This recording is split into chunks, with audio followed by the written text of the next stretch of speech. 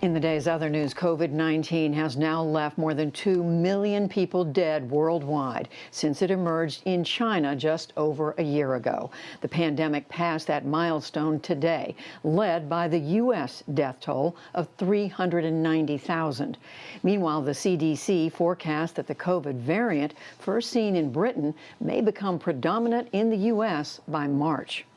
Word from the White House tonight is that President Trump will depart Washington on the morning of the inauguration.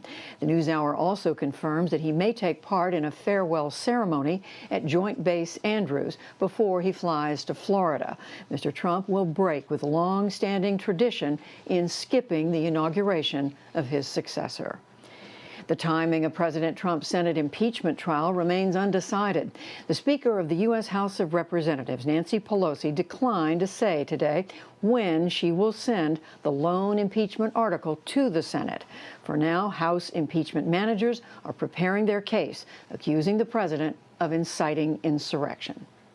They're now working on taking this to trial, and you'll be the first to know when we announced that we're going over there. Senate Majority Leader Mitch McConnell has said the trial will begin no earlier than January 19th, and it could commence on Inauguration Day itself. In North Korea, a major military parade in Pyongyang showcased new weapons overnight.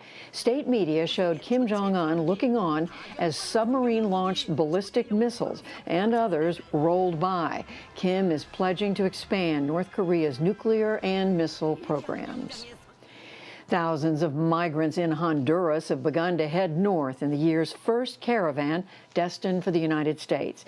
They had gathered at a park before starting the journey. Some blame grinding poverty that was made even worse by two powerful hurricanes last year.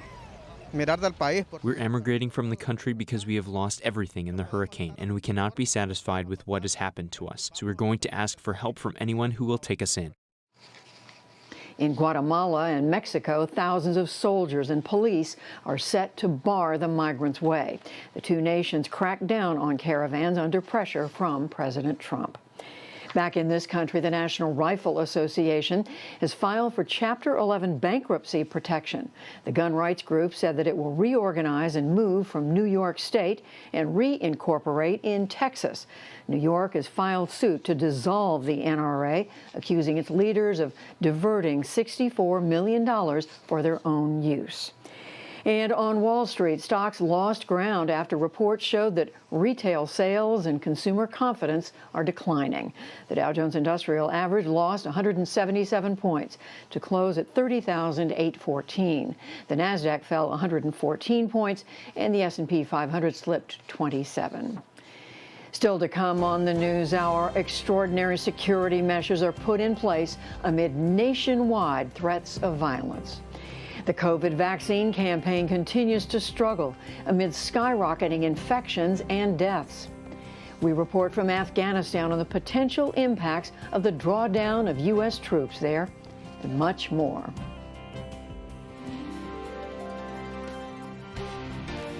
This is the PBS NewsHour from WETA Studios in Washington and in the West from the Walter Cronkite School of Journalism at Arizona State University.